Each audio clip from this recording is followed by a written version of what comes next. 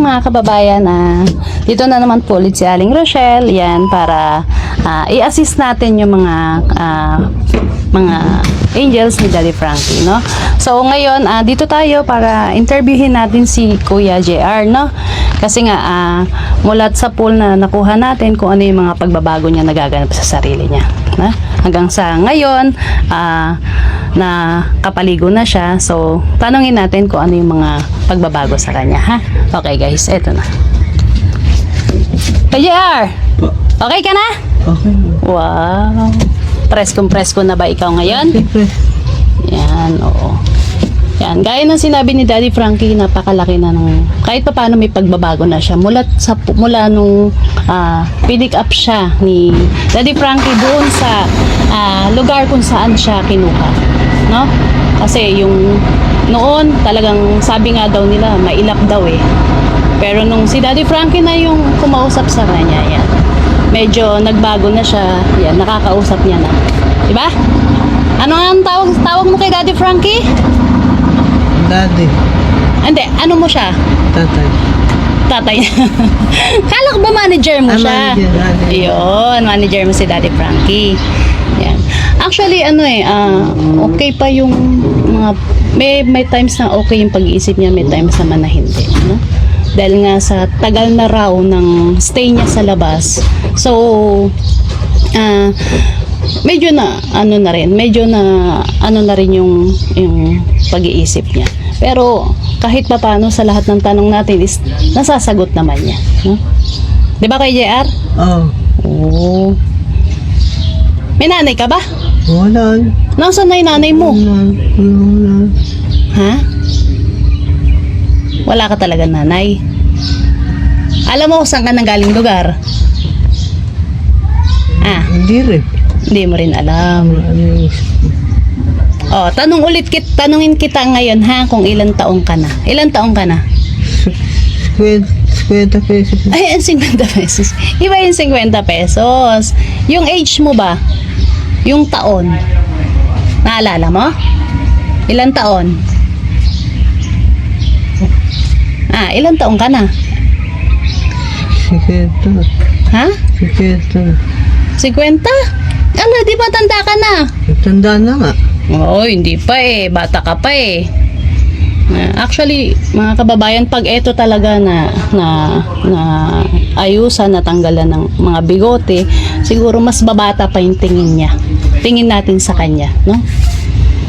Syempre, napabayaan lang talaga siya. Yun nga, gaya ng sinabi, parang rinig-rinig ko is 6 years daw, no?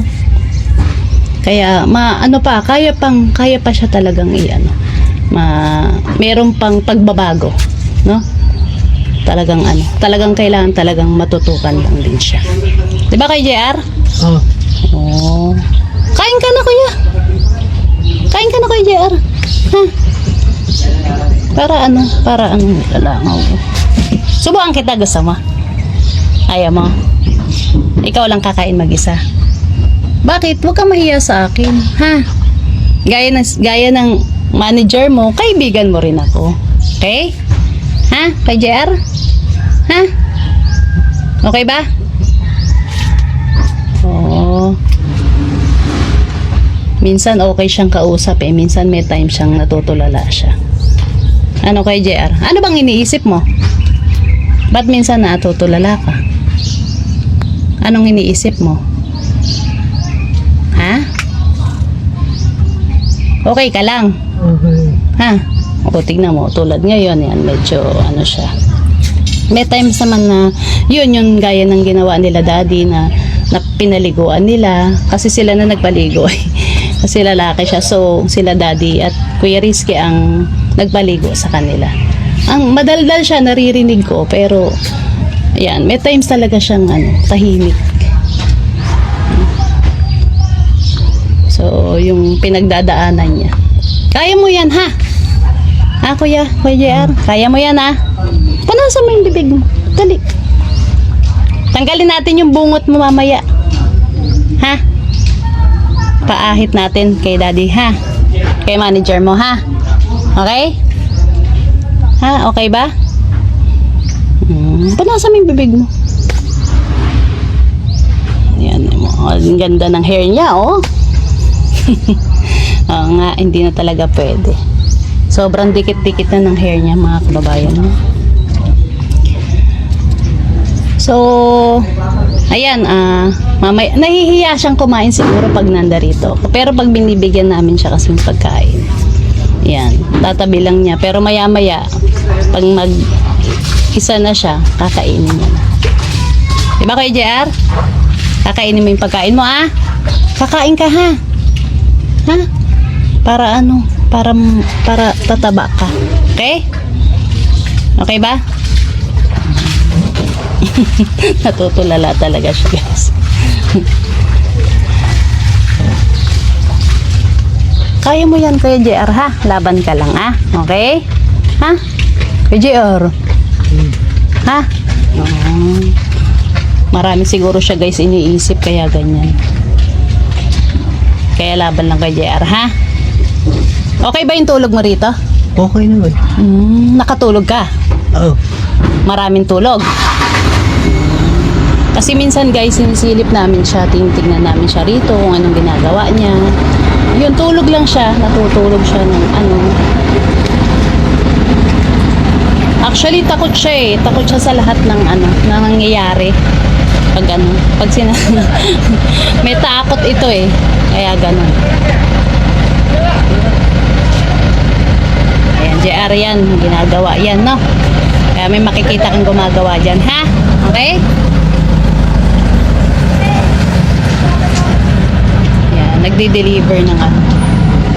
Yan, dyan, minsan panonoorin mo sila, titignan mo sila kung anong ginagawa nila, ha? Okay? Para malilibang ka. Ha? Kay JR? Oo. Okay. Oh. Minsan talaga wala si Kuya JR sa ano niya eh. So sige na, kain ka na. Ha? Kain ka na, Kuya JR, ha?